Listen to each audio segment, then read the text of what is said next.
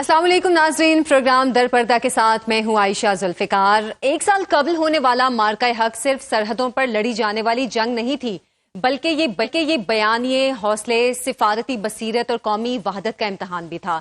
اس جنگ میں دنیا نے دیکھا کہ کس طرح پاکستان نے نہ صرف دشمن کے مذموم عزائم کو ناکام بنایا، بلکہ اپنے دفاع، سفارت کاری اور اطلاعاتی محاذ پر بھی ایسی حکمت عملی اپنائی جس نے بھارتی پروپیگنڈے کی کلئی کھول کر رکھ دی۔ بھارت نے ہمیشہ کی طرح جھوٹ، خوف اور میڈیا کے شور کو اپنی طاقت سمجھا۔ نئی دہلی کے ایوانوں سے لے کر بھارتی ٹی وی چینلز کے چیختے اسٹوڈیوز تک ہر جگہ جنگی جنون کو ہوا دی گئی۔ بھارتی سرکاری اہلکار بڑکے مارتے رہے، اینکرز چیختے رہے، سوشل میڈیا پر فرضی ویڈیوز اور جعلی دعووں کی بارش ہوتی رہی۔ کبھی فرضی حملوں کے گرافکس دکھائے گئے، کبھی پرانی ویڈیوز کو نئے واقعات قرار دیا گیا، اور کبھی ایسے کارنامے سنائے گئے جن کا زمینی حقیقت سے دور دور تک تعلق نہ تھا۔ بھارتی حکومت کے ترجمان مسلسل دنیا کو گمراہ کرنے کی کوشش کرتے رہے، مگر عالمی میڈیا اور غیر جانبدار مبصرین نے کئی مواقع پر ان دعووں کو بے نقاب کیا۔ اگر دوسری جانب پاکستانی قوم اور افواج پاکستان کے رویے کو دیکھیں تو اس نے اس دوران مثالی اتحاد کا مظاہرہ کیا۔ سرحدوں پر جوان چوکس رہے، فضاؤں میں شاہین دشمن پر نظر رکھے ہوئے تھے، اور بحری محاذ پر بھی دشمن کو واضح پیغام دیا گیا کہ پاکستان کے دفاع کی دیوار مضبوط ہاتھوں میں ہے۔ دنیا نے دیکھا کہ کس طرح پاکستان نے اپنی عسکری تیاری، انٹیلیجنس صلاحیت اور دفاعی حکمت عملی سے دشمن کے بڑے بڑے دعووں کو خاک میں ملا دیا۔ خصوصاً اطلاعاتی جنگ میں پاکستان نے غیر معمولی کامیابی حاصل کی۔ بھارتی میڈیا کی جعلی خبروں کے مقابلے میں پاکستانی موقف زیادہ سنجیدہ، مدلل اور حقیقت پر مبنی نظر آیا۔ سوشل میڈیا پر بھارتی پروپیگنڈا کئی بار خود ان کے لیے شرمندگی بن گیا۔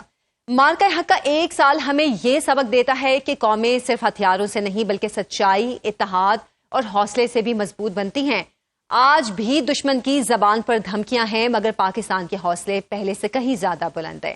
یہ وطن لاکھوں قربانیوں کے بعد حاصل کیا گیا تھا، اور اس کی حفاظت کے لیے پاکستانی قوم اور افواج ہمیشہ سیسا پلائی دیوار بن کر کھڑی رہیں گی۔ دشمن کو یہ بات یاد رکھنی چاہیے کہ پاکستان امن کا ضرور ہے، مگر اگر اس کی خود مختاری کو للکارا گیا تو جواب ایسا ہوگا جو تاریخ کے اوراق میں ہمیشہ یاد رکھا جائے گا۔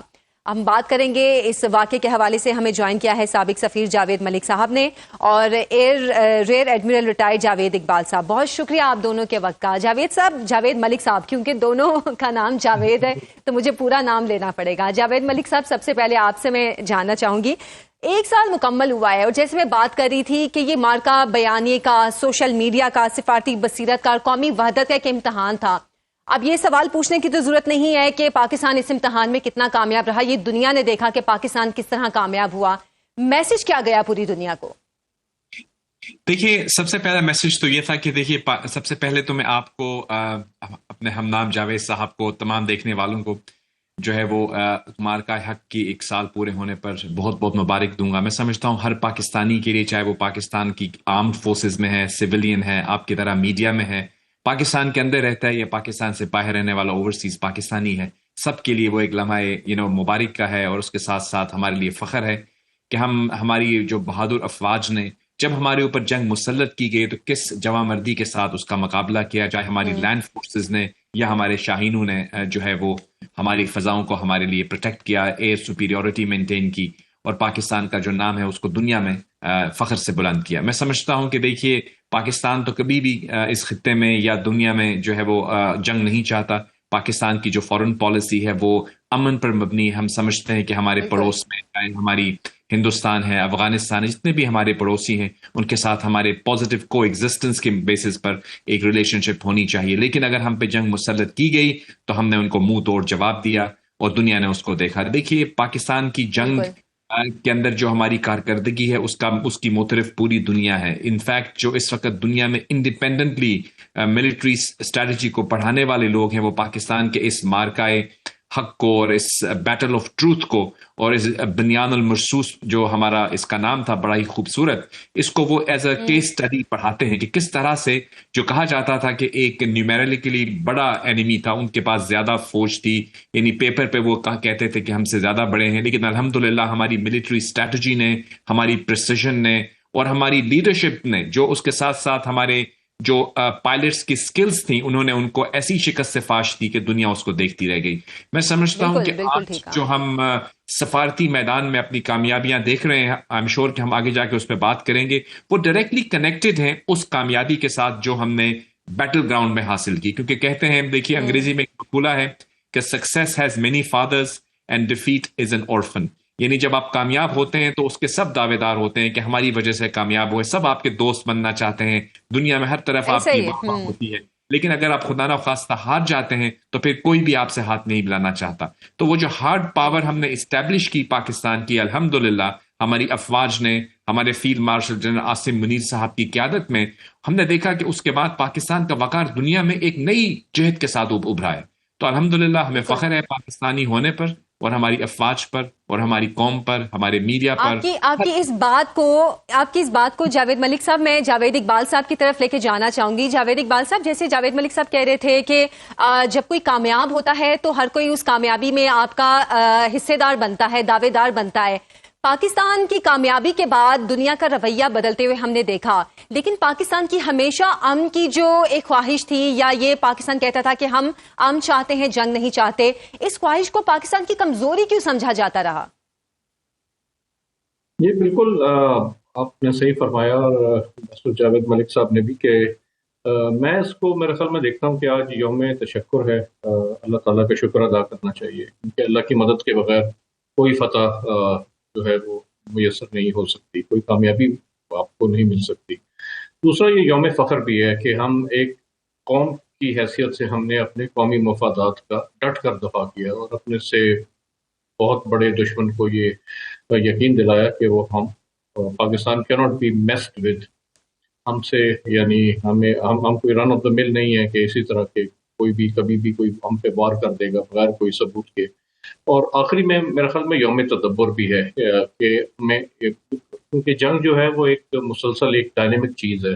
ابھی دشمن زخم کھا کے پیچھے ہٹا ہے تو وہ دوبارہ سے اسکیمنگ کر رہا ہے. پہلے سے ہی وہ آرٹیکولیٹ کر رہے ہیں کہ ہم سندور 2 جو ہے وہ مسلط کر دیں گے، اور بلکہ انفیکٹ انڈائریکٹ اسٹریٹجی کے تحت تو افغانستان کے تھرو ٹیررزم کو وہ کافی ہوا دے رہے ہیں. تو اس میں اب میں اس کو شفٹ کرتا ہوں دوسری بات کی طرف، جو ابھی آپ نے کہی کہ جب بھی پاکستان نے امن کی خواہش کہی تو اس کو کمزوری سمجھا گیا. بالکل، کیونکہ دنیا جو ہے وہ طاقت کو ریسپیکٹ کرتی ہے. یہ بڑا ایک فنڈامنٹل ٹروتھ ہے کہ آپ جتنی مرضی باتیں کر لیں، لیکن جب تک اس باتوں کو عملی جامہ نہ پہنائے یا اس کے پیچھے ایک طاقت نہ ہو، تو کسی کی بھی بات کو جو ہے وہ اور وزن نہیں سمجھا جاتا. تو بہرحال انڈیا اپنے طاقت کے زوم میں تھا اور ایک ہیوبرس میں تھا. اور آپ پروگریسولی دیکھیں کہ بی جے پی کے آنے کے بعد، میں یہ نہیں کہتا کہ بی جے پی اور کانگریس سافٹ تھی، کانگریس کا بھی دونوں یہ ایک سکے کے دو رخ ہیں بیسیکلی. کیونکہ اور بی جے پی نے ایک پروگریسولی جو ہے ایک ہارڈ لائن سٹانس لیا، اور 2016 میں اڑی جو ایک حملہ تھا، اس کے بعد انہوں نے فالس سرجیکل سٹرائکس کا دعویٰ کیا. پھر 2019 میں بالا کوٹ میں سرجیکل سٹرائک کی، اور اب تو وہ انہوں نے ایک طرح سے کہتے ہیں کہ حد ہی کراس کر دی، کہ پورے پاکستان میں انہوں نے ٹیررزم کا بہانہ بنایا، اور سولین انفراسٹرکچر کو، ہمارے جو معصوم لوگ تھے، شہری تھے، ان کو ٹارگیٹ کیا گیا. تو اس کا جواب دینا بڑا ضروری تھا. اور اب میرے خیال میں اب ان کو سمجھ میں آ گیا ہے کہ پاکستان امن تو چاہتا ہے، لیکن عزت کے ساتھ، آنر کے ساتھ، وقار کے ساتھ. آپ نے جن واقعات کا حوالہ دیا، اس پر میں آپ سے جاوید صاحب، میں اس پہ بات بھی کرنا چاہوں گی. جاوید ملک صاحب، بھارت نے مارکے حق کے دوران عالمی برادری کو متاثر کرنے کے لیے جو سفارتی بیانیہ بنایا، آپ کے خیال میں وہ کیسے ناکام ثابت ہوا؟ کیونکہ ششی تھرور اس کے بعد جو ایک سفارتی وفد لے کر تمام دنیا میں گئے اس چیز کو کنونس کرنے کے لیے کہ پاکستان نے اٹیک کیا اور اس کے جواب میں انڈیا نے اٹیک کیا، لیکن وہ جو بیانیہ تھا اس کو ہم نے ناکام ہوتے دیکھا. ایبسلیوٹلی. دیکھیے، کیونکہ جو ان کے پاس جو پریٹیکسٹ تھا وہ بالکل جھوٹ پر مبنی تھا، کیونکہ پاکستان کا کوئی ایسا نہ ہم نے ان پہ کوئی حملہ کیا، ہم تو امن چاہتے ہیں ان کے ساتھ، یعنی ہمیں کیا ضرورت ہے ان کے اوپر حملے کرنے کی. تو جب آپ کے پاس ایک فکٹیشس نیریٹو ہوتا ہے جس طرح کہ ان کے پاس تھا، وہ تو دنیا اس کو نہیں سمجھتی. لیکن آپ نے دیکھا کہ ہمارے ہاں جو ابھی ہمارے جو ڈیلیگیشن گیا تھا بلاول بھٹو زرداری کی قیادت میں، میں سمجھتا ہوں اس میں تمام پولیٹیکل پارٹیز موجود تھیں، اور انہوں نے ایک سچ پر مبنی نیریٹو دنیا کو پیش کیا. تو میں سمجھتا ہوں کہ جس طرح سے ہماری افواج نے بیٹل گراؤنڈ کے اوپر ہماری حدود کے اوپر ہماری فضاؤں میں ہماری جو ہے وہ حفاظت کی، اسی طرح ہمارے جو سفارتی میدان پہ یہ جو ہماری پولیٹیکل پارٹیز نے مل کر پاکستان کا کیس پریزنٹ کیا، یہ ایک بہت اچھا اومن تھا. آپ کو یاد ہوگا کل جب ہمارے D G I S P R صاحب جو تھے وہ جنرل چودھری وہ جب بریفنگ دے رہے تھے تو انہوں نے کہا کہ جب یہ دشمن نے پلان بنایا تو ان کو غالباً یہ غلط فہمی تھی کہ ہمارے ہاں کیونکہ کچھ پولیٹیکل ڈفرینسز نظر آ رہی تھی، کچھ پولرائزیشن تھی کچھ مخصوص عناصر کی طرف سے، تو انہوں نے سمجھا شاید ہم حملہ کریں گے تو اس کا ہم ایکسپلوئٹ کر پائیں گے. لیکن ہوا یہ بالکل اس کے الٹ ہوا. ہماری قوم متحد ہو گئی. ہم نے دیکھا کہ جب ایک ایکسٹرنل اینیمی نے ہم پہ حملہ کیا ہے تو ہم نے اپنی پولیٹیکل ڈفرینسز کو سائڈ پہ رکھ دیا اور پوری قوم جو ہے وہ متحد ہو کے یونائٹ ہو کے اپنی افواج کے شانہ بشانہ کھڑی ہو گئی. میں سمجھتا ہوں یہ بہت بڑی ہماری کامیابی کی وجہ ہے. آج ہم دیکھ رہے ہیں کہ field marshal general Asif Munir صاحب کی قیادت میں اور پرائم منسٹر شہباز شریف صاحب کی قیادت میں ہم دیکھ رہے ہیں کہ پوری قوم متحد ہے. اور اس کے اندر آپ نے دیکھا کہ جب بلاول بھٹو لے کر گئے یہ ڈیلیگیشن تو وہ نہ وہ وزیر تھے نہ وہ کسی عہدے پہ تھے، وہ صرف ایک پارلیمانی لیڈر تھے اپنی جماعت کے، as a Pakistani citizen, as a leader of a political party. اور ان کے ساتھ ایم کیو ایم بھی تھی، ان کے ساتھ تمام جماعتیں تھیں. تو ہم نے یہ ثابت کر دیا کہ نیشنل انٹرسٹ کے معاملات میں ہم سب ایک پیج پہ ہیں. ہمارے ہاں کوئی ڈفرینسز نہیں ہے. ہو سکتا ہے جمہوریت کے اندر ہمارے ہاں مختلف نقطۂ نظر ہو سکتے ہیں، وہ تو جمہوریت کا حسن ہے، لیکن ملک کے دفاع کے لیے، ملک کے نیشنل انٹرسٹ کے لیے ہم سب ایک ہیں. بالکل وہی بنیان المرصوص جس کا ذکر اس آپریشن کا تھا. ہم نہ صرف ہماری افواج بنیان المرصوص ہیں بارڈرز پر، بلکہ ملک کے اندر ہم سب بنیان المرصوص ہیں ایک سیسا پلائی ہوئی دیوار اپنے ملک کے نیشنل انٹرسٹ کو پروٹیکٹ کرنے کی. بالکل ٹھیک آپ نے. اچھا جاوید اقبال صاحب، آپ حوالہ دے رہے تھے گزشتہ واقعات کا کہ بھارت نے ہمیشہ جھوٹا بیانیہ بنایا. میں بھی ایک ریکارڈ دیکھ رہی تھی جس میں انڈیا میں اب تک جتنے بھی ٹیررسٹ اٹیکس ہوئے ہیں وہ زیادہ تر کشمیر میں ہوئے ہیں. اور کشمیر وہ علاقہ ہے جہاں ہم سب جانتے ہیں جہاں پر غالباً 7 لاکھ کے قریب انڈین فورسز تعینات ہیں. ایسا علاقہ جہاں پر آپ کی اپنی فورسز وہاں کے شاید رہائشیوں سے زیادہ تعداد میں موجود ہو، آپ کیسے یہ دعویٰ کر سکتے ہیں کہ باہر سے ٹیررسٹ آئے اور کسی دوسرے ملک سے ٹیررسٹ آئے اس نے اٹیک کر دیا؟ یہ سوچ کیا بتاتی ہے کہ مطلب آپ جیسے کہ ہم بات کرتے ہیں کہ انڈیا کی ہمیشہ یہ کوشش رہی کہ وہ اس خطے میں چودھری بن کر رہے، تو کیا یہ اسی سوچ کی ترجمانی کرتی ہے؟ جی بالکل. آپ دیکھیں کہ انڈیا جو ہے وہ اس میں بہت زیادہ ڈائیورسٹی ہے. Diversity in terms of population, languages, cultures, religions. تو وہ ایک طرح سے ایک فیئر آف جو ان کا جو 1947 میں جب پاکستان نے ایک قائد اعظم نے پاکستان حاصل کیا 2 قومی نظریے کی بنیاد پہ، تو وہ جو ایک خوف ہے وہ ان کے دلوں میں جو ہے وہ ان کی جڑوں میں بیٹھ گیا ہے کہ کہیں ایسا نہ ہو کہ یہ چیز کہیں دوبارہ ریپیٹ ہو. تو وہ اس کو سپریس کرنے کے لیے وہ ایک ٹیررزم کا بوگی وہ ہے ہمیشہ وہ کرتے ہیں. جیسے D G I S P R نے بھی اپنی پریس کانفرنس میں کہا تھا کہ وہ اپنی انٹرنل پرابلمس کو ایکسٹرنلائز کرتے ہیں اور ایکسٹرنل پرابلمس کو انٹرنلائز کرتے ہیں. تو وہ مطلب دشمن کا ایک ہوا کریٹ کر کے وہ جو جتنے بھی یہ جو سیپریٹسٹ ٹینڈنسیز ہیں، ایک نکسل کوریڈور ہے کہ جو بالکل ایک لا لیسنس کا ریجن ہے. 30-40% of the region of Indian state is ungoverned basically. وہاں پہ پولیس پہ حملے ہوتے ہیں، لا انفورسمنٹ ایجنسیز پہ حملے ہوتے ہیں. جو ان کے نارتھ ایسٹ میں جو 7 سسٹرز ہیں، 7 اسٹیٹس ہیں، وہاں پہ تحریک آزادی چل رہی ہے. بالکل ایک طرح سے ایک سول وار اور لڑائی چل رہی ہے.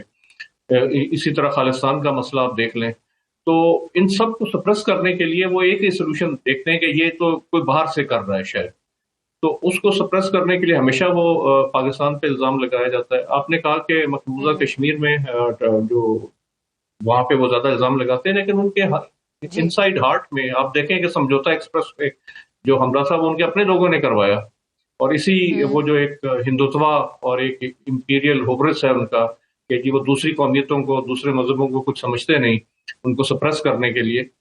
تو اسی طرح مالیگاؤں اٹیک تھا، اس میں ان کے ایون جو سرونگ انڈین آرمی آفیسرز ایک میجر پروہت کا نام آیا تھا، وہ آپ آ کے اس کو نہ صرف وہ ایکوٹ ہو گئے بلکہ اس کو پروموشن بھی دے دی گئی. تو یہ کیا ظاہر کرتا ہے کہ اس پالیسی کو ایک اسٹیٹ پیٹرنیج بھی حاصل ہے. اور جب تک یہ انڈیا کی اسٹیٹ پالیسی چینج نہیں ہوتی، ایک خطرہ ہمیشہ منڈلاتا رہے گا، اور پاکستان کی قوم اور پاکستان کی آرم فورسز اس کے خلاف جو ہے وہ اپنی تیاری وہ بھی ہمہ وقت بڑھاتی رہی. بالکل. اچھا جاوید ملک صاحب، ہم نے دیکھا کہ ایک جنگ تو زمین پر جاری تھی، ایک فضاؤں میں لڑی جا رہی تھی، لیکن ڈیجیٹل میڈیا کی بھی ایک ہم نے جنگ دیکھی، اور ہم نے دیکھا کہ کس طرح پاکستانیوں نے جو انڈین ڈیجیٹل میڈیا وارئرز تھے ان کو کاؤنٹر کیا. ڈیجیٹل میڈیا بہت اہمیت اختیار کر گیا ہے اس دور میں. کتنی ضرورت ہے آنے والے وقت میں مزید ڈیجیٹل میڈیا کے حوالے سے تیاری کرنے کی، ڈیجیٹل وار کے حوالے سے تیاری کرنے کی؟ جی عائشہ صاحبہ، بہت ہی آپ کا امپورٹنٹ سوال ہے کہ دیکھیے آج کے دور میں جنگ جو ہے اس کے مختلف نوعیتیں ہیں. ایک تو آف کورس ہماری بارڈرز پہ لڑی جاتی ہے یا پھر فضاؤں میں لڑی جاتی ہے، اور پھر ڈرونز کے ساتھ لڑی جاتی ہے، میسائلز کے ساتھ لڑی جاتی ہے. لیکن ایک جو ہے وہ ہمارے انفارمیشن ڈومین میں لڑی جاتی ہے. اس کے بھی دو حصے ہیں. ایک تو ہمارا ٹریڈیشنل میڈیا ہے، جیسے ہم جس میڈیا پہ بات کر رہے ہیں، ٹیلی ویژن، سیٹلائٹ میڈیا. پھر سوشل میڈیا ہے. سوشل میڈیا کے ساتھ پھر مائکرو میڈیا ہے، مائکرو سوشل میڈیا جس طرح سے آپ ایکس کہہ سکتی ہیں، مختلف جہاں پہ لکھ کے لوگ اپنی کامنٹس کا اظہار کرتے ہیں. تو یہ وہ تمام انفارمیشن ڈومین کے اندر آتی ہیں جن کو ہم سائبر وارفیئر بھی کہہ سکتے ہیں، ففتھ جنریشن وارفیئر بھی کہہ سکتے ہیں. اس کا مین پرپز یہی ہے کہ یہ نیریٹو بلڈنگ ہوتی ہے، اپنے موقف کو اس طرح سے پریزنٹ کرنا کہ دنیا کے اندر جو ہے وہ پریزنٹ کیا جائے کہ جس طرح ہم جو ہیں ہم صحیح ہیں اور دوسرا جو ہمارے اپوزنگ پارٹی ہے وہ غلط ہے. تو میں سمجھتا ہوں کہ ہندوستان نے میڈیا میں جب آپ نے ان کا جب میڈیا دیکھا ہوگا، اب میں اس کے بارے میں کیا کہوں، جس طرح سے انہوں نے مضحکہ خیز انداز میں رپورٹنگ کی، اور عجیب عجیب قسم کے ان کے جو مفروضوں پر انہوں نے لاہور پورٹ پہ بھی حملہ کروا دیا تھا. عجیب سی باتیں کہ دیکھیے اب میرے لیے کافی شاکنگ تھا. آپ جانتی ہیں کہ میں before I became an ambassador میرا بھی تعلق میڈیا سے رہا ہے. میں دیکھتا رہا ہوں چیزوں کو بڑے قریب سے. اور دیکھیے ہم ہمیشہ بھی جب کبھی رپورٹ کرتے ہیں، کوئی چیز کرتے ہیں، تو ہم دیکھ سن کے کرتے ہیں کہ کیونکہ ہماری اپنی کریڈیبلٹی ہوتی ہے کہ ہم اگر کچھ غلط بات کہہ دیں گے تو کل ہماری بات کو لوگ اس پر بلیو نہیں کریں گے. لیکن میرے لیے حیران کن تھا کہ ان کے ریزنیبلی ویل نون جرنلسٹ وہ آ کے اس قسم کی جھوٹ بول رہے تھے میڈیا کے اوپر. تو یہ ظاہر ہے کہ وہ پروپیگنڈا تھا، پروپیگنڈا وارفیئر تھی، نیریٹو بلڈنگ تھی. لیکن وہ اپنے آپ کو انہوں نے مثلا میں اگر یہ کہوں کہ ہم اگر کبھی کوئی کلاس پڑھائی جائے جس میں یہ کہا جائے کہ آپ کیسے سوشل پروپیگنڈا نہیں کرنا، تو ان کو دکھایا جائے کہ دیکھیے انہوں نے جو کیا وہ تو بالکل کاؤنٹر پروڈکٹیو تھا. انہوں نے اپنی کریڈیبلٹی کو ڈیمیج کیا. فیوچر میں ان کے اوپر کوئی ٹرسٹ کبھی نہیں کرے گا کیونکہ وہ جو باتیں کہتے تھے وہ تمام غلط ثابت ہوئی. لیکن اس کے برعکس ریلیٹیولی ہمارا میڈیا نیا تھا لیکن الحمدللہ ہمارے چاہے الیکٹرانک میڈیا ہو، چاہے ہمارا جو ہے وہ ڈیجیٹل میڈیا ہو، سوشل میڈیا ہو، انفلوئنسرز ہوں، آپ کے جیسے صحافی ہوں جنہوں نے اس تمام چیزوں کو دیکھا ہے بڑے قریب سے، تو الحمدللہ مجھے فخر سے یہ کہنا پڑتا ہے کہ ہمارے میڈیا نے بہت ہی سینسیبل، بہت ہی دانشمندانہ اور بہت ہی بیلنس رپورٹنگ کی، جس کے نتیجے میں جب کبھی ہماری میڈیا کو ہم نے دیکھا کہ وہ کوٹ بھی کیا گیا انٹرنیشنل میڈیا میں. تو میں سمجھتا ہوں کہ انفارمیشن ڈومین میں بھی ہم نے کامیابی حاصل کی اپنی سنجیدگی سے، اپنی شفافیت سے اور اپنی آنیسٹی سے، جس طرح بلکہ اور اس طرف صرف جھوٹ کے علاوہ اور کچھ بھی نہیں تھا. بالکل. اور آپ کی اس بات سے مجھے یاد آیا کیونکہ اس رات جب یہ واقعہ پیش آیا تو کیونکہ میں ہی آن ایئر تھی اور ایک دم سے بریکنگ آئی کہ اس طرح انڈیا کی طرف سے اٹیک ہوا ہے، تو اس کے بعد جو سچویشن ہم نے بہت تیزی سے بدلتی ہوئی بھی دیکھی. پہلے جس طرح لوگوں کا جذبہ ہم نے دیکھا کہ لوگ سڑکوں پر نکل آئے اور پاک فوج کے حق میں، پاکستان کے حق میں جس طرح نعرے لگا رہے تھے، اور اس کے بعد ایک دم سے جنگ کا رخ بدلا اور پاکستان نے جس طرح فتح حاصل کی وہ بھی پوری دنیا نے دیکھا. اور ساری رات ہم اس چیز پہ رپورٹنگ بھی کرتے رہے، سارا دن بھی کرتے رہے. لیکن جتنی سینسیبلٹی سے اور جتنی رسپانسبلٹی سے پاکستانی میڈیا نے وہ رول پلے کیا تھا، وہ یقیناً میں خود اس کی تعریف کروں گی. اس کے مقابلے میں جو انڈین میڈیا کا رول تھا وہ بھی ساری دنیا نے دیکھا تھا. اچھا جاوید اقبال صاحب، کیونکہ دونوں کا نام جاوید ہے تو دونوں کے نام میں آگے پیچھے ہو جاتی ہوں. اچھا جاوید اقبال صاحب، اس تمام تر سینیریو میں جو جنگ کا معاملہ تھا، یقیناً انڈیا کی جو معاملات تھے وہ کچھ دنوں سے سامنے آنا شروع ہو گئے تھے کہ انڈیا کوئی کارروائی کرے گا. پاکستانی اگر آپ انٹیلیجنس اداروں کی بات کریں یا نگرانی کرنے والے معاملات کے حوالے سے آپ رول کیسا دیکھتے ہیں پاکستان کی ملٹری کا یا مسلح افواج کا؟ جی بالکل. اسٹارٹنگ فرام، چونکہ آپ نے انٹیلیجنس کی بات کی، تو انٹیلیجنس تو ایک فرسٹ لائن آف ڈیفنس ہے آرم فورسز کی، کیونکہ پیس ٹائم میں، ٹینشن فیز میں اور ڈیورنگ وار بھی ہر وقت جو ہے وہ مصروف عمل رہ کر دشمن کے وار پلانز، ان کی انٹینشنز، ان کی کیپیبلٹی ڈیولپمنٹ، ان کی ڈپلائمنٹ، ان کی ایکسرسائزز ان کے لیسنز لرنڈ، ان کے ہائپوتھسس، ان کی وار گیمز، وہ ایک ایک جگسا پزل کے جوڑ کے وہ ٹکڑے ایک پکچر بناتی رہتی ہیں، اس کو اپڈیٹ کرتی رہتی ہیں، اور جو تھریٹ ہے اس کو پوری اس کی جو کیپیبلٹی کے ساتھ جو ہے وہ ایک اس کو سمجھتی ہیں، اس کو پریزنٹ کرتی ہیں، جس کے اوپر پھر وار پلان بنائے جاتے ہیں.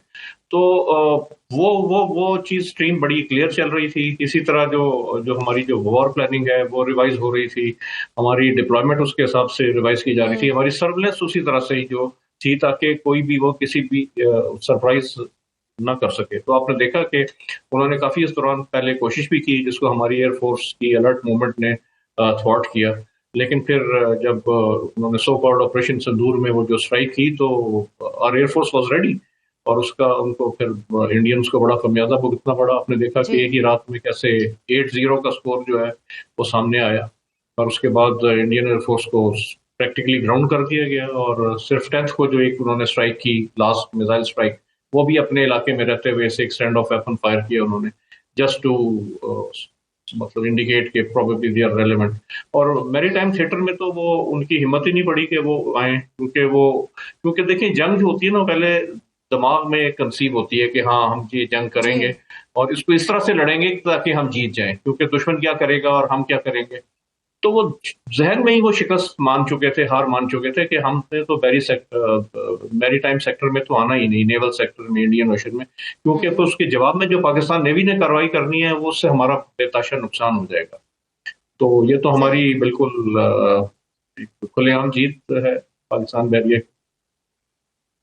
اچھا ٹھیک ہے جاوید ملک صاحب، آپ کے خیال میں بھارت کی فالس فلیگ حکمت عملی اب عالمی سطح پر کتنی قابل اعتبار رہ گئی ہے؟ کیونکہ صرف یہ انٹرنیشنلی نہیں، خود انڈیا کے اندر بھی اس بات کو تسلیم کیا جاتا ہے کہ جب بھی کوئی الیکشن آتے ہیں تو اس طرح کا کوئی حملہ ہو جاتا ہے اور اس کے بعد انڈیا پاکستان پر اٹیک کرنے کے لیے اپنی پورا جوش اور جذبہ لگا دیتا ہے.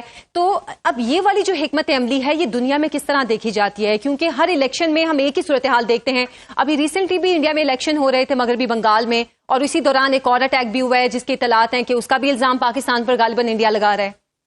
جی میں سمجھتا ہوں کہ یہ بالکل ایک طرح سے ان کا ایک ایسا کوئی پروجیکٹ ہے یا ایسا ان کا کوئی ایجنڈا ہے جس کی کوئی سمجھ نہیں آتی، کوئی سر پیر نظر نہیں آتا. دیکھیے ایک طرف تو وہ یہ کہہ رہے ہیں کہ وہ ایک بہت بڑی جمہوریت ہے، ان کا ایک اپنا ڈومیسٹک ایشوز ہیں، وہ اس پر فوکس کرنے کے بجائے تمام فوکس پاکستان پہ لگا دیتے ہیں.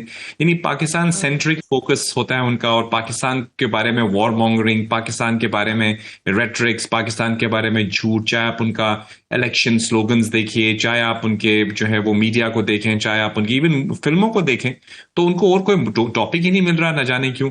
کتنی ان کو فیسینیشن ہے پاکستان سے. اوبیسلی یہ ان کا ایک اپنا پروگیٹو ہے، لیکن دیکھیے سیریسلی اگر آپ دنیا میں کہیں پہ بھی جائیں تو جہاں پہ بھی جو ڈپلومیسی جو لوگ سمجھتے ہیں وہ آپ کو یہ کہیں گے کہ دیکھیے اپنے ملک کی ڈپلومیٹک پریزنس کو اسٹیبلش کرنے کے لیے آپ کو سب سے پہلے تو اپنی ملٹری مائٹ کو اسٹیبلش کرنا پڑتا ہے. پاکستان کو اگر آپ دیکھیں تو ہم نے اپنی جو ملٹری اسٹرینتھ ہے اس کو اس مارکہ حق میں اسٹیبلش کیا الحمدللہ، ان کو ڈیفیٹ کر کے، بجز اس کے کہ ہم نے حملہ نہیں کیا تھا، ہم پر تو حملہ مسلط کیا، ہم پہ تو جنگ مسلط کی گئی، ہم نے اس کا جواب دیا اور اپنے آپ کو ڈیفینڈ کیا.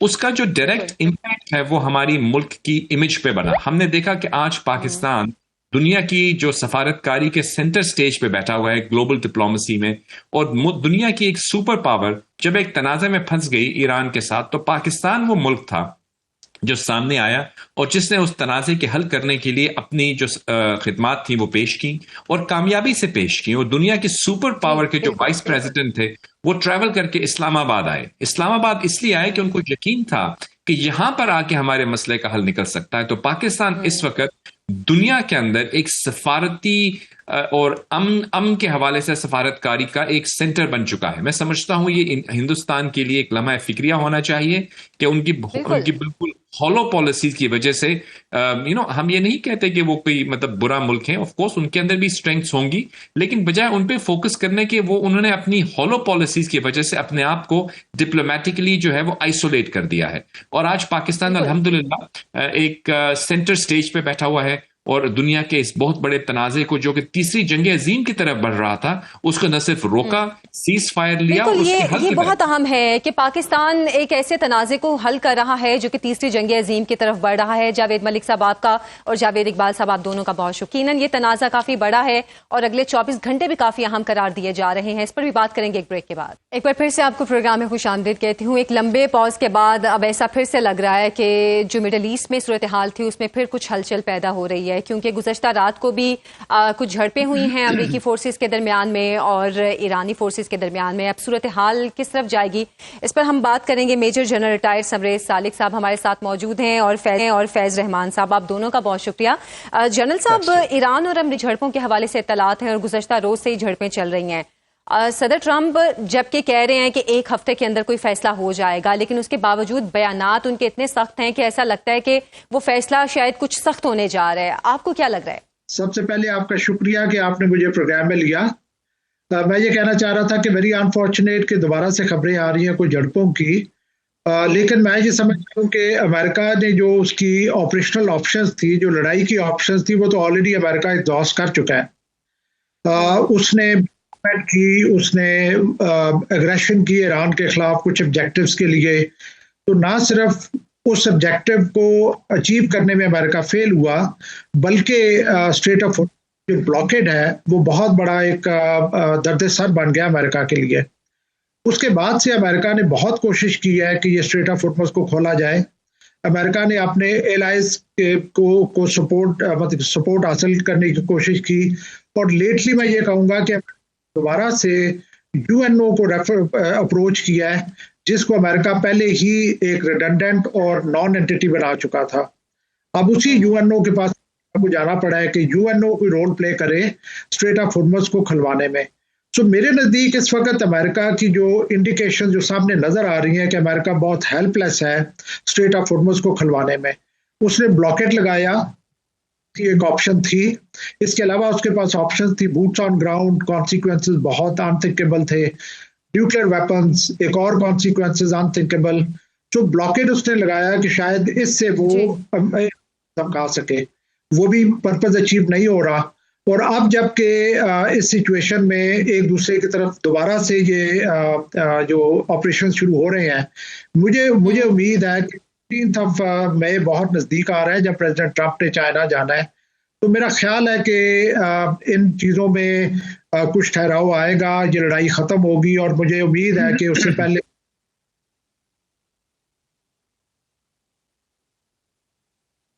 جی اچھا. فیض صاحب، جس طرح مارکو روبیو نے بھی پریس کانفرنس کی اور ان کی جانب سے بھی کہا گیا کہ گزشتہ روز کی جھڑپوں کا ایپک فیوری سے کوئی تعلق نہیں ہے، لیکن یہ جھڑپیں بھی مسلسل جاری ہیں اور امریکہ کے بیانات بھی، جیسے میں بات کری تھی، مسلسل جاری ہیں. کیا امریکہ یا یہ کہنا چاہیے کہ صدر ڈونلڈ ٹرمپ چائنا جانے سے پہلے واقعی اس جنگ کو ختم کرنے کی خواہش رکھتے ہیں؟ جی بہت بہت شکریہ عائشہ. دیکھیے، اس میں جو ہے کئی موونگ پیسز ہیں، اور اس کی وجہ یہ ہے کہ کچھ پریشر گروپس یہاں پر ہیں ظاہر ہے امریکہ میں، اور کچھ پریشر گروپس بلکہ بہت سے ایران میں بھی ہیں جو کہ معاملات کو مختلف سمت میں کھینچ رہے ہیں اور چاہتے ہیں کہ ہر گروپ یہی چاہتا ہے کہ ایک اس کا جو نیریٹو ہے یا اس کے جو اہداف ہیں وہ پریویل کریں اس پالیسی میں. اب امریکہ کی طرف جو واشنگٹن میں اس وقت صورتحال ہے کہ کچھ خبریں اس وقت ٹرمپ صاحب کے لیے اچھی آئی ہیں. آج یہاں جاب رپورٹ آئی ہے کہ بہت اچھا جو ان امپلائمنٹ ریٹ ہے بہت نیچے گر گیا ہے. اس کے علاوہ کچھ ان کی جو اپنی ڈومیسٹک پالیٹکس کے بارے میں بھی کچھ اچھی خبریں آئی ہیں، تو ان کا اعتماد تھوڑا سا بحال ہو رہا ہے. اچھا، دوسری طرف ظاہر ہے کہ لگتا ایسا ہے کہ اس میں جیسے ابھی جنرل صاحب نے ایک بڑی اچھی بات کی کہ درد سر بن گیا ہے معاملہ. یعنی کوئی اتنا بڑا کوئی وہ نہیں ہے، لیکن ایک ان کے لیے ایک درد سر ہے، اور وہ یہ چاہتے ہیں کہ جو اس میں انہوں نے بلا وجہ اپنی ٹانگ اڑائی تھی اس معاملے میں، اس کو کسی طرح سے معاملے کو ایک پراپر ایک اختتام تک پہنچا کر وہ باہر نکلیں. اور یہی اس وقت ان کی سب سے بڑی کوشش ہے کہ اپنا کم از کم ڈیمیج اگر جو ہو چکا ہے ہو، لیکن جو ظاہر ہے کہ جو آپ کے الائیو ہیں، یورپینز ہیں، چائنا، جاپان، ساؤتھ کوریا، خود آپ کے دوسرے جو ممالک ہیں، بھارت، پاکستان، تو ان تمام ممالک کو جو نقصان ہو رہا ہے اس پالیسی سے اور اس جنگ سے، تو اس کو بھی تھوڑا بہت منیمائز کر کے وہ کچھ نکلنے کی کوشش کی جا رہی ہے. اچھا، اب آج ان کی توقع ہے، بار بار کہا جا رہا ہے، روبیو نے بھی کہا اور سر ٹرمپ نے بھی کہا کہ جمعے کے دن، یعنی ایز آف رائٹ ناؤ وہ ایکسپیکٹ کر رہے ہیں کہ شاید چائنا کوئی جواب دے اس پروپوزل کا. چائنا کی طرف سے بظاہر ابھی کوئی ایسا واضح پیغام تو موصول نہیں ہوا، لیکن اس میں دیکھیے دو تین اچھی باتیں بھی ہیں اور کچھ ظاہر ہے کہ کچھ ایسی چیزیں ہیں جو کنسرنز بھی ہیں. اچھی بات یہ ہے کہ ابھی بیک ڈور ڈپلومیسی جاری ہے. پاکستان کا بار بار ظاہر ہے کہ ایک اعتراف کیا جا رہا ہے صدر ٹرمپ کی طرف سے، یعنی یہ کہہ دینا کہ انہوں نے وہ جو پروجیکٹ فریڈم بھی پاکستان کے کہنے پر ختم کیا، یہ بھی ایک بہت بڑا کریڈٹ پاکستان کو جاتا ہے بالکل کہ امریکن پریزیڈنٹ ڈائریکٹلی کہہ رہا ہے. نمبر 1. نمبر 2 یہ کہ اس کے علاوہ بھی پاکستان کی اپنی کوششیں ہیں، لیکن جو سائیڈ میں اور جو کوششیں ہیں، مثال کے طور پر آج قطر کے وزیر اعظم جو ہیں وہ، یا وزیر خارجہ میں be mistaken, please don't hold me accountable, لیکن وائٹ ہاؤس میں اس وقت بیٹھے ہیں اور جے ڈی وینس کے ساتھ بات کر رہے ہیں. تو وہاں پر بھی کچھ معاملات پر ظاہر ہے کہ غور و خوض ہو رہا ہے. تو امریکہ ظاہر اس وقت یہ چاہتا ہے، خصوصاً جے ڈی وینس اور ان کا جو گروپ ہے، جو pressure group with in the administration, وہ یہی چاہتا ہے کہ جلد از جلد ہم اس معاملے سے نکلیں. اور ظاہر ہے کہ جو اب چائنا کا وزٹ ہے، اگر صدر ٹرمپ حالات کو اسی طرح سے رکھ کر وہاں جاتے ہیں تو وہ کوئی زیادہ اچھا ان کے لیے ایک پوسچر نہیں ہوگا. تو وہ میرا خیال ہے کہ اگر 14 تاریخ کو وہاں پہنچیں گے اور 14-15 کے درمیان ان کی جو سمٹ ہے پریزیڈنٹ شی سے، تو اس میں وہ ان کی کوشش یہ ہوگی کہ کچھ معاملہ کچھ اسٹیبلائز ہو. اچھا، اب اس کا ایک اچھا پہلو بھی ہے اور ایک it may be a good news and also a bad news for the region, کہ یہ بھی ہو سکتا ہے کہ وہ اس بات کا انتظار کر رہے ہوں کہ ابھی معاملات کو جوں کا تو رکھا جائے، تھوڑی بہت جھڑپیں اس لیے ہوں کہ تاکہ ایران کو انڈر پریشر رکھیں، کوئی میسو بریک آؤٹ نہ ہو وار کا. لیکن جب وہ چائنا سے واپس آئیں تو پھر شاید دوبارہ ایک بہت بڑی ایک ملٹری کیمپین جاری رکھیں. اس کی وجہ یہ ہے کہ اس کے آثار مجھے اس لیے زیادہ نظر آتے ہیں کیونکہ خود ایران میں بھی بہت سے لوگوں کا یہ خیال ہے، اور دوسرا جو انہوں نے جو ایک ویئر ہال، جو ایک آرماڈا اور جو اکوپمنٹ وہاں جمع کیا ہوا ہے، جو ایئر لفٹ ہوئی ہیں چیزیں وہاں پر، جو چیزیں پہنچائی جا رہی ہیں، تو لگتا یہ ہے کہ وہ چیز اور وہاں پر ری انفورسمنٹ جاری ہے. تو کیا چائنا کے وزٹ کے بعد آپ کچھ زیادہ بڑا کوئی ایک معاملہ دیکھیں گے اس پورے اس میں؟ تو بہرحال یہ ایک باتیں ہیں جو ہم کو جس پہ سب کی نظریں ہیں کہ کیا ہوتا ہے. لیکن اس میں تو کوئی شک نہیں ہے کہ اس وقت دیکھیے اس میں دو باتیں اگین بہت، میں اگر آپ 2-4 سیکنڈز مجھے اور دیں تو میں کہنا چاہتا ہوں کہ جہاں تک اگر آپ اس کو دیکھیں اگر اکیڈیمکلی دیکھیں، اگر آپ جتنے بھی اکیڈیمکس ہیں، تھنک ٹینکس کے لوگ ہیں، رائٹرز ہیں، جو لوگ سوچ رہے ہیں، دیکھ رہے ہیں، جو اسٹریٹجسٹ ہیں، تو ان کا تو ایک لگا بندہ خیال یہ ہے کہ ظاہر ہے یہ چائنا حکمت عملی کے لحاظ سے ایران یہ جنگ جیت چکا ہے، اور اس وقت ایک امریکہ اس وقت مخمصے میں ہے کہ کس طرح سے اپنے آپ کو اس معاملے سے نکالے. یہ میں ایک اکیڈیمک بات کر رہا ہوں، ٹھیک ہے. لیکن جہاں تک ظاہر ہے کہ فیکٹس آن دا گراؤنڈ یہی ہیں کہ دیکھیے جیت اور ہار کا فیصلہ اگر ایک فریق سرنڈر نہ کرے تو پھر وہ ایک ملٹری پرووس کے ذریعے ہی ہوتا ہے.